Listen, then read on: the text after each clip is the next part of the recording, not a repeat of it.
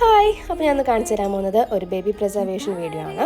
ഇത് ചെയ്യാൻ പോകുന്നത് ഒരു 10 ഇഞ്ചുള്ള വുഡൻ ഫ്രെയിമിലാണ് ഈ പ്രിസർവേഷൻ ചെയ്തിരിക്കുന്നത്. ഈ കസ്റ്റമർ അയച്ചിട്ടുള്ള എല്ലാ ഡീറ്റെയിൽസും ഞാൻ ഇൻക്ലൂഡ് ചെയ്തിട്ടുണ്ട്. അതിൽ ബേബിക്ക് യൂസ് ചെയ്ത ഫസ്റ്റ് ത്രെഡും അതുപോലെ തന്നെ ഫസ്റ്റ് യൂസ് ചെയ്ത ബാംഗിൾസ്, സ്റ്റഡ്, പിന്നെ സ്കാനിങ് റിപ്പോർട്ടും എല്ലാം ഇൻക്ലൂഡ് ചെയ്തിട്ട് ഒരു പിങ്ക് തീമിലാണ് ഈ ഫ്രെയിം ചെയ്തിരിക്കുന്നത്.